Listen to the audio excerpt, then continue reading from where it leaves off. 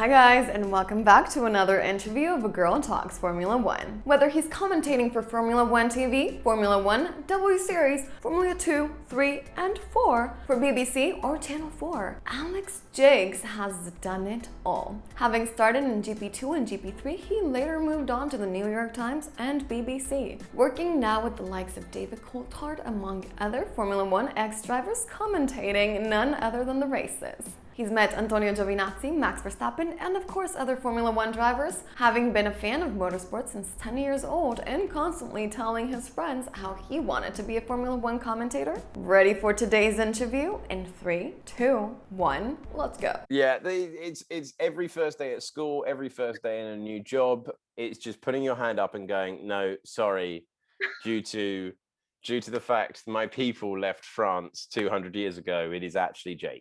Hi guys, and welcome back to another episode on A Girl Talks Formula One with you, Manena, and today I have a very special voice with me.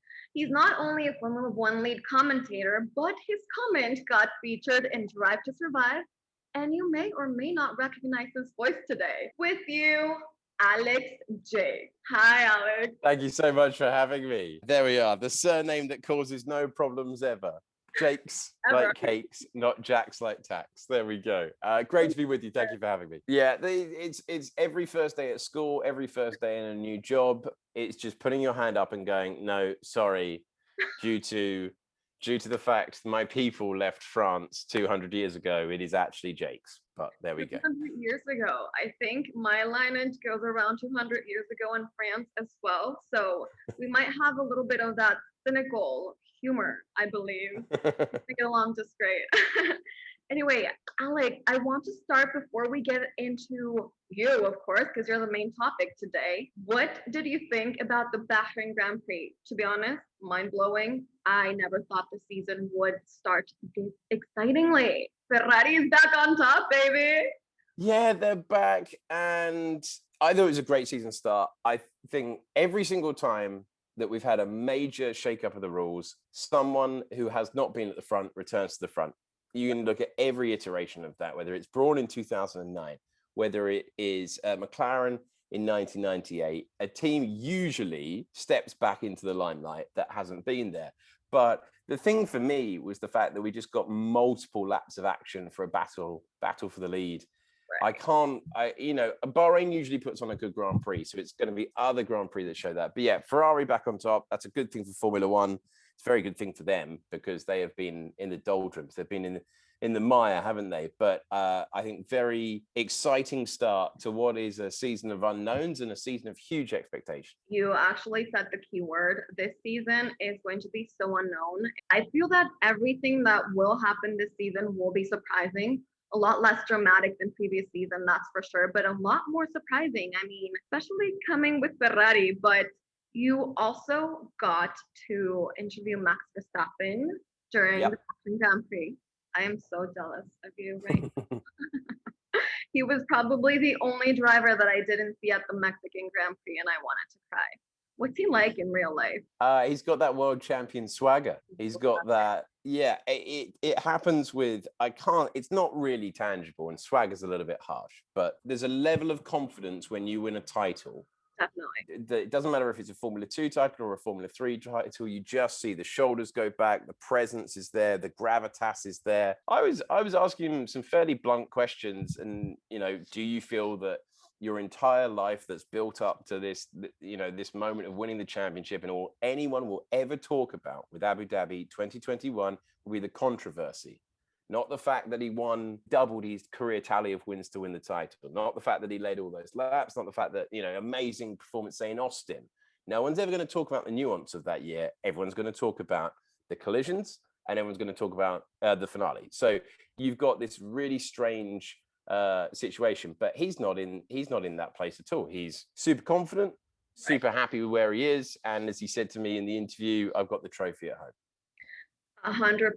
That's what I wanted to say. Regardless of how it happened, it was either bad luck for a driver or good luck for another driver. I mean, what happened was inevitable, and it was in less than one lap. Yeah, I'm really glad that he feels that way because not everybody can become world champion. So kudos to Max Verstappen. And right now that you were talking precisely about Formula 2, Formula 3, you're basically everywhere, right? Formula 1, Formula 2, Formula 3, Formula 4, W Series, ESports, Formula 1 TV. Does it ever get overwhelming? Not really. No, this is my dream job. This is what I've wanted to do since I was 10 years old. You know, I had to give up Formula 3. I'd done that for 7 years, and that was a wonderful experience. And I originally got GP3 and GP2, and the great people at FOM, or basically F1 TV, but it's Formula 1 management, they took a real risk in hiring me when I had a lot of experience, but not exactly what the job was. And then they were very patient with me once they'd hired me. And no, I owe them an awful lot. And then in the years that followed, so that was 2015 when I got the start. In the years that followed, it turned into, if you will let me commentate on it, I will commentate on it, because I love anything with competition. The esports is a great group of people to work with, and just a completely different set of skills and set of demands and different characters there. And yet, when they're side by side on the last lap, I'm getting into it as much as I would be if it was a thrilling finish in Formula 2. And then I'm very lucky with the championships that I've been able to commentate on. The best out there, the best there is. So you don't ever want to step back from major motor racing, and I'm very, very fortunate to cover that. I absolutely agree with you. You've actually commentated on more than 100 races throughout your career in motorsports in general, right? Tell me a little bit about how was the first race you ever commented on versus the last one that you've commented on? Okay. Drastic, right? Yeah. Okay. So weirdly, both in Bahrain. So as perfect comparison, the first race that I did for television was Bahrain in 2015 for GP2. I'd done lots of work on multiple sports, in print, for radio, for reporting, for taking a tripod and a camera and waiting 3 hours to get a 5-minute interview, for sports agencies, for newspapers, for BBC local radio, for anyone that would have me effectively, to try and get the opportunity to one day get that show reel in front of someone who was like, all right, we're going to let you go and do a race. And it was pure nerves. That first race, well, if you've been watching it since you're 10 years old, you know what sounds good. You know that this is people's weekends. And if you've been telling everyone since you were a kid that, hey, I want to be a motor racing commentator, you better be good. Otherwise, you're going to have quite a lot of egg on your face. So I would argue that I was perhaps not as strong in race one as I would have liked to be. Again, I talked about how patient everyone was with me. They saw your potential. Yeah, I appreciate that they did not fire me, I think is the short answer. So that was great. But that was a huge bundle of nerves. Everyone talks about the reality of like, oh, I'd love to do that. Oh, it'd be a dream job. The problem is that then you have to do it. Then you have to actually, you know, the rubber's going to meet the road. You've got to get on with it now. Here we go. This is the light has gone green. It's your time to talk. And no, it's a thrilling experience. And so first race, pure nerves. I can't remember any of what I said. I don't think it was super coherent. And then all those races later, there's no substitute for experience when you're logging the unexpected. Right. So you're not expecting Red Bull to retire with both cars at that Grand Prix, but you've been through so many scenarios at that point. You've seen so many different versions of events that the experience is very helpful. And yet you need that young energy. You need that young energy in order to be able to get. You know, this is a young person's sport. This is a sport where the Formula 3 drivers are basically all teenagers. I feel ancient if I walk around in that paddock these days.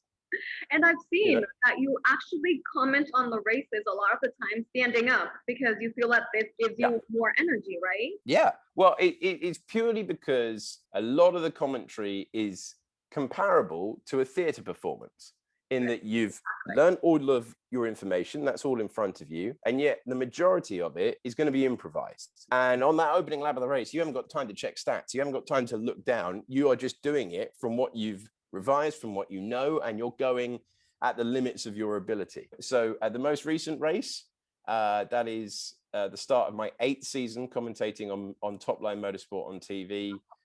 You feel really lucky to be back at a commentary box that's overlooking a packed grandstand and all these floodlights, and you feel that you're part of a big occasion. Desire to do the job yesterday was exactly the same as the desire to do the job at the start. It is, there's a passion for it. You don't want to commentate on all these championships unless you love it, and I love it as much as I did when I started. I love that. And it's like the drivers say, and I feel this applies for any career in life that you actually feel passionate about. The moment you stop loving something or to do your work, what's the point of even doing it? So what you said is so key, to feel passionate every single day, the same way you felt when you just got started to where you are now, right? Which you got started young. Yeah, it is entirely down to whether you feel that you've got the desire for it and whether you're willing to commit the time. Because if you're a lead commentator, the preparation time is enormous, or at least it should be enormous. Shouldn't have people cheating on the job. You've got to do your homework. All right, that's how it works. You don't get to stand in the comm box, live the amazing life, get to fly to Bahrain unless you do your prep. So that's fun. But if you look at the people who've done the job for years, the sheer energy that they have to put into it, the natural optimism, the desire to extract a narrative, is still a very complex subject, which Formula One always finds a way to be. Hey, we've got a new sensation with the cars. They're bouncing around. Should we call it something incredibly confusing instead? Yeah, let's call it porpoising. That won't cause hours of explanation, but that's exactly what I mean. So distill that down in a way that people can understand it, in a way that, and you know, I broadcast on Channel 4, which is a network channel in the UK, where you might have someone's grandma watching. I mean, I found it on network TV by accident when it used to be broadcast on ITV. And so you might be speaking to a 10-year-old, you might be speaking to a grandma, you might be speaking to a total petrol head who had a busy Sunday and was having to watch the highlights. Meeting that task and having the energy to meet that task is, you've got to have a huge passion and desire to constantly bring energy, not to every race, not to the start of the season, not to the middle of the season, not when it's, you know, race of the century stuff in Abu Dhabi and it's all on the line. You've got to bring that energy to a Spanish Grand Prix, and it's the consistency of that energy that defines whether you can go and do a silly amount of races. 100%. And I wanted to ask you, because you started watching Formula One so young and you knew you wanted to work in motorsports. Did you always know you wanted to be a commentator? Like, do you feel that nowadays you have the job of the people you used to admire as a kid? Yeah, I think that's very fair. And there isn't a day, genuinely, when I did testing before I did the Grand Prix as well. I get a serious kick out of it still, because it's what I wanted to do. It's what I used to daydream about in class, in that I don't want to be doing double maths on a Friday. I want to be, you know, you'd be excited. Oh, where is it? Oh, it's a French Grand Prix at Manicourt. I'm really looking forward to it. It's going to be always looking forward to the things as a kid. But no, my broadcasting heroes were in commentary boxes talking about Formula One. I'm a sports fan. I love almost every sport. But the thing I have loved since I was a kid is Formula One. And to get to do one race would have been just unbelievable. And when I was working for local radio, I talked about the early experience before I got the job. I remember walking through a door that I wasn't meant to walk through. And this was 2013. And I'm originally from a county in England called Suffolk, and BBC Radio Suffolk let me go to the race to interview all the drivers. Really tenuous link. There's no real need for me to be there, but I was interviewing all the drivers with Suffolk connections. So there were a few who you know had moved to the county, who were born there, and I was interviewing all those drivers. And I walked through, and I remember walking past all the you know the major broadcasters, and that's a heck of a sight, because you've got every single country has got their channel in this row of commentators. And I remember looking into the comm boxes, just peering in and thinking that would be everything. That would be imagine having that opportunity. So it is a bit weird. Like sometimes it doesn't feel sometimes it does feel properly surreal. The British Grand Prix last year was Channel 4 has one live race a year, and it is the British Grand Prix, and it's the one that I wanted to do so badly, and it's the one that was done from that row of commentary boxes. So yeah, I it's wanted to talk incredible. to you about that because it's so nice. Obviously, commentating for Grand Prix in general, but it's always extra special when it's your own country, right? Yeah. How proud did that make you? Has it been one of your favorite Grand Prix to ever comment on? Yeah, that's the best day of my working life by far. To do the TV broadcast for a huge free to air audience is as good as it's got. And we had so many TV trucks in the compound. We had this amazing opener with Tom Cruise. We were on for a ludicrous amount of time. And it's the sort of sport that I loved as a kid. Like when I was growing up, you'd have on the TV the build up to the World Cup final. No, nothing needs a 2-hour build up, but let's have a 2.5-hour build up. Let's have a 5-hour build up. Let's, the FA Cup. It's on at 3:00, but we're going to go on live at 10 in the morning. I mean, I love that sort of stuff. And the theatre of putting sports production out there is absolutely part of the allure of the job as well, being part of a production with so many talented people, and then getting the chance to be the lead commentator for the British Grand Prix for Channel 4, when that's a channel that everyone in the country's got. Kudos to you. But that's as good as it gets. That really is. That's the that's your world championship, let's say. Yeah, I mean, absolutely, and to the point where you're like, I'm really pushing my luck here. Like, I really, this is getting. Even I think this is getting a little bit out of hand, guys. So I've noticed that you've mentioned the word theater quite a few times during our interview today. Did you ever study anything related to theater? I did drama at GCSE level, which is 15 and 16. Yeah, no, did well at it, but then much preferred the journalism side, the media side. And you asked earlier on, have I always wanted to be a commentator? Yes, I think you get two types of commentators. I think you get commentators who want to do it from a very, very early age and dream of being the voice on those big sporting occasions. Right. And you get people who take different routes to it. So maybe their driving career doesn't go the way that they want, and then they take the disappointment of that, and then they bring the sport that they love to people as broadcasters. So I think there's those two categories basically. But no, I've wanted to do it forever. I wanted to touch the subject that you have actually gotten to share the box with Mark Webber, David Coulthard. I mean, those drivers that you used to admire as well as a kid, and then you're now sharing a box with them and in a way hanging out with them quite often. How surreal is that? Have you ever gotten starstruck by meeting a celebrity or a driver or anything? With David, I was a Mika Hakkinen fan, so David's just there, so it's fine. No, David and Mark are phenomenal. I mean, he's your BFF. No, I would not trouble. They are great. What's really nice about it is that obviously when you join a production like that, you meet people and you have a lot of conversations in lift. But then when you're going in as a 32-year-old commentator, and David has been part of the sport for basically the same amount of time, and you're having to build, having followed a gold standard commentator in Ben Edwards, and you're having to build that rapport up, you just have no idea which way it's going to be, and it was just great fun. And I think I hope that comes across on the broadcast, in that we love the sport, we take it very seriously. We're going to tell you minutiae that maybe you don't need to know, but we're going to nerd out on it. But equally, it's just a laugh. It's just a bit of fun. It's an important motor race. And I think the great thing about the Channel 4 broadcast is the way that it is open and warm, and it's for everyone, and it's meant to be a fun 2 hours on your Sunday. And I love your answer. That's actually really nice. I mean, you're in quite a lot of different broadcasters, right? You've been in BBC, you've been in Whisper TV, Channel 4. Let's say Formula One TV in a way is kind of like a broadcasting channel as well. Yeah. Are they all similar amongst each other? Or do you really feel different whenever you comment for a different channel? So that's a very good question. It does vary. It does vary across the board.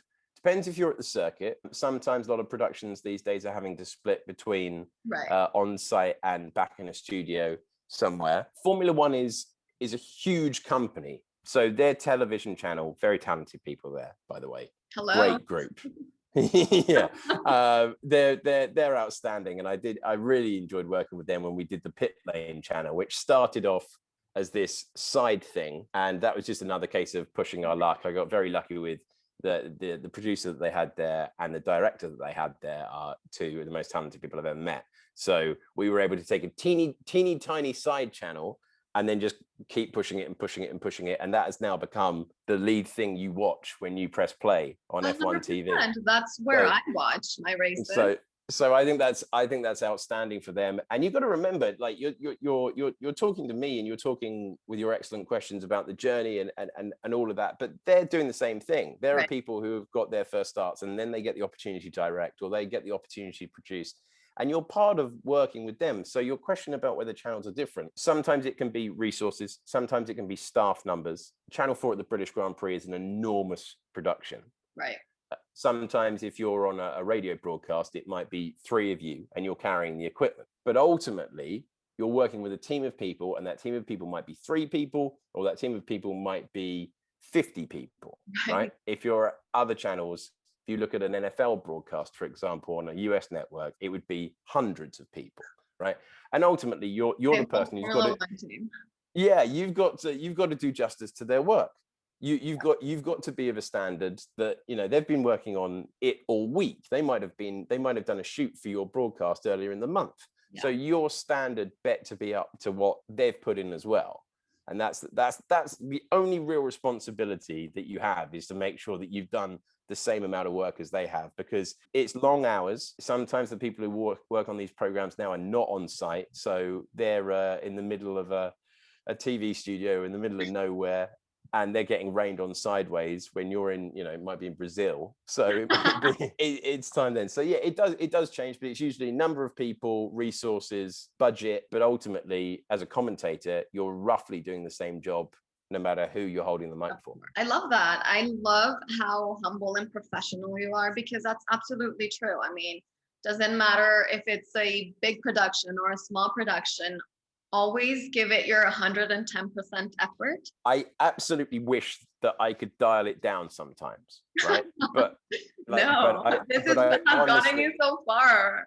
Yeah, but I honestly try. You know, you try to keep the effort up for absolutely everything, because I mean, maybe because of how lucky I've been with the championships that I've covered, right? So I'm covering big stuff the entire time, but you can't down tools for a race. But yeah, so it is the responsibility to everyone else. I like that. My next question was a little bit about how it is like backstage, but you basically answered 2 questions in one. Guys, before Alex and I started recording the podcast, he told me a little story about how he got to interview Antonio Giovinazzi. But tell everybody that is listening to us as well. That's such a cool story. So behind the scenes, we had an attempt to record this podcast, didn't we? That did not go perfectly to plan. So when we were talking about this in the warm-up, I was mentioning that I once completely got the time wrong for a former Formula One driver and man with unreasonably good hair, Antonio Giovinazzi. He could not have been nicer about it. He's just chilling on a beautiful terrace in the south of Italy. And he doesn't mind. He's just sitting there for an hour. And I was like, well, if Formula One drivers can be reasonable people as well as have hair that good, then of course I could reschedule, and of course we could have this chat. So yeah, he was a great guy all the way through. Brilliant in GP2. You know the strange thing about his career? When Kimi disappeared, and 2 races when he was the team leader, suddenly all that pace from nowhere. It's strange how a driver can sometimes just unlock that performance. Remind me of Ralf Schumacher when his brother wasn't in F1. Right. When his brother broke his leg in 1999, Ralph suddenly driving the best of his career in a car. So it's strange the way that sometimes people are forced to step up and they do that. I don't know if you actually had the opportunity to listen to Carlos Sainz's podcast interview on Beyond the Grid. He said something so similar to what you're saying. Once you get that victory, that podium, your driver number 1 steps off, it kind of gets off the pressure, off of you. It sounds so redundant, but that allows you so much more peace, confidence, tranquility, call it what you may, that it makes you actually perform better than you normally do. Well, it goes back to the answer about the Max Verstappen swagger, right? In that he probably, if I said, the last time I walked past you in Saudi Arabia, you were not, there's something slightly different. And he'd be like, no, there isn't. And yet there is something almost intangible. No driver ever gets slower after achieving a landmark, do they? A podium, a win, a championship. So, and how quickly with Carlos, another man with ludicrous hair, by the way, I mean, daft. So he, as soon as he can get his first win this year, is going to define what sort of year he has, because I would say that not even Carlos would have put money on the fact he was going to beat Charles in the championship last year. I know. So if he can get up and running with a victory, it's different thing, isn't it? Different thing competing for podiums and then the expectation that you're going to be P1. Yeah. If he can get his first win in the first 5 races, then suddenly I think that confidence that he talked about is going to grow within him. 100%. And I do see a more confident Carlos since he joined Ferrari, but he precisely said that it was McLaren, the one that formed him to be the man that he is today. But I want you to answer your own question. Do you think Carlos Sainz will actually get his first victory in the first 5 races of the season? Let's go through what the first 5 races of the season are. Oh my gosh, I don't think he'll win in Saudi. I think he's got a chance in Australia. Then after that, Imola. Yeah, he was pretty tidy in Imola last year. And then Miami. So Miami. So no, I don't think he'll win the first 5 races of the year. But then I think he will win multiple races this year, but I think so too. But he still doesn't understand the car. He doesn't understand the car like Charles understands. And it's the same thing with Mercedes. Eventually, we're going to have a strange part of this Formula One season where no one quite understands what's underneath them. And then once everyone has diagnosed the problems, then we almost get a rebooted season. Yeah. Then it's season 2.0 halfway through. 100%. Suddenly Mercedes are able to run that car to the full ability. Suddenly Carlos does understand why he's not getting on with the fronts as much as he was last year. That sort of element is going to be, there's going to be stories everywhere. If you're a print journo in Formula One this year, good luck, basically. I know. I am so excited for this season because I feel, as mentioned, it's not going to be as dramatic as last season, but I feel every single race will deliver. Anything can happen. It could absolutely, everything could happen. And it could conceivably, it won't be the heavyweight, almost unbelievable season that we had last year. But what it will be and what it could shape into is a multi-horse race. And you could just get a completely different race weekend, even in back-to-backs. We're going from a facility to a street circuit. That could completely give us a shaken up order, which is amazing. And that's kind of the dream for Formula One. You're not going to get Hamilton and Verstappen seasons like that every single year. And that I'm not saying it bailed out about 5 years worth of Formula One where perhaps it wasn't as thrilling as it could have been every single week, but it did. And it was amazing to watch and it was incredible to witness. But this version of Formula One, where hopefully it's closer, it's tighter, and the drive is going to make the difference, that's big. And that would be, and it's more sustainable going forward. It's more sustainable going forward. And hopefully the rules achieve what they're looking for. 100%. A little bit like what happened to Lando Norris last season.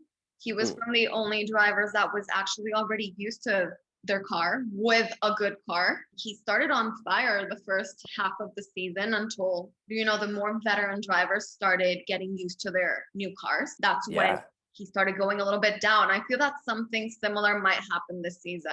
I have huge hopes for Ferrari. Yeah. But I wouldn't be that surprised if by the second half of the season something similar happened, But I think the development, if there's one team, Red Bull have always been phenomenal at developing a car. They've always been amazing at that, even the seasons they're not competed for championships. And I'm trying to think back, pretty much all the way back to 2009 when they became race winners in Formula One.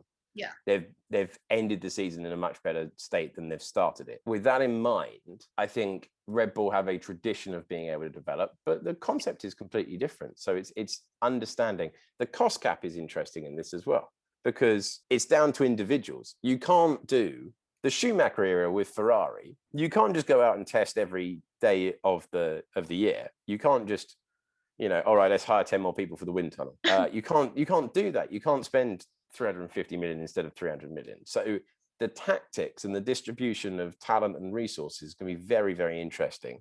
And it makes the development race that you mentioned there different to previous years of Formula One. Yeah, I'm kind of shocked by this season. I can't wait to see all the little surprises we have in store. But I have a question for you from my previous guest. She's Ayla Agren. You might know her from W Series. I do. Her question, yay! Her question for you is: if you could give an advice to yourself, like coming up the path, what would that be? That is a great question. I would say that you want to make your mistakes in front of the smallest possible audience, because it's just a general good idea in life. And reach out to people that you admire in the industry and basically work out why you like their work and then pick their brains so that you can advance yours. I think that's the best thing to do as early as possible. And then it's just generally beyond that, taking me out of the equation, for anyone who wants to be a broadcaster or a commentator or anything in the media, it's all about the work you can get done. It's all about the work that you could amass to one day go. No one's going to win the lottery. No one's going to fluke it. You might fluke a position, but then you've got to do the job. There's no point talking yourself into a job you cannot do, because you get yourself in a world of trouble that way. So you've got to amass a body of work and a skill set that you can one day push in front of a producer or an editor or someone with influence, who then goes, I like what you've got here, and I'm not going to ask you to perform in the first 3 months or 6 months. I'm going to give you a long-term backing to get in order to get it right and to extract your potential. I like that. It's a very deep answer. You say you're a sportsman, but I definitely see this artistic side of you. Yeah. Oh, also have the daft answer to that is get better haircuts, Alex. For goodness sake, man. Like, I mean, there's a photo of me from my first day in the job where I just have to apologize to everyone that I knew at the time. It's a Beatles haircut. It's a mistake. I was way too old. I was way too old to have it. I wasn't at university anymore. I look a shambles. I mean, I look a shambles now, but I look a more acceptable shambles than I do in that photo. So get better haircuts, past Alex. Sort yourself out. You've got this kind of like, now it's an Elvis Presley haircut with a short bang. But before it all falls out, because I've got an addiction to commentating on motor racing. Yeah. Here you go. So I want to ask you 3 quick questions. Don't even think the answers, but you just have to shoot it. Go on. This or that, who you think will perform better this season? Okay. Ferrari or Mercedes? Ferrari. Max or Jacques? Max. Ooh. Lewis Hamilton or Checo Perez? Hamilton. Oh, wow. Okay, and is Miami gonna be a hit or a fail? Might need you thought about it too much. Might need a tweak to the track, but I think it's going to be an amazing atmosphere. Yay! Okay, I mean, it kind of always happens, no? That the first time a circuit is in a new country or a new city, in this case, it kind of always needs a little bit of tweaks, but 100%. I mean, I genuinely cannot wait to go. It's just around the Hard Rock Stadium, isn't it? So the party's gonna be lit. It's gonna be awesome. I mean, anyway, I can't wait for Miami either. I feel it has a lot. It has given us a lot to talk about. So let's just hope it really does deliver the expectations. I also want to thank you so much, Alex, for being in the podcast. It was so nice talking to you. Time flew by like a Formula One race, like seriously, so fast. And everything you just told us, so much insight from what we actually don't get to see on a race, So thank you so much for all of your stories. You're awesome. You're such a star. And thank you for being here. Thank you for having me. What a shock that a commentator just kept on yakking on. Are you a commentator or what? We'll have to think about that. Thank you guys as well so much for coming all the way to the end of the interview, and see you again on our next interview in A Girl Talks Formula One. Bye. Bye, everyone. Bye now.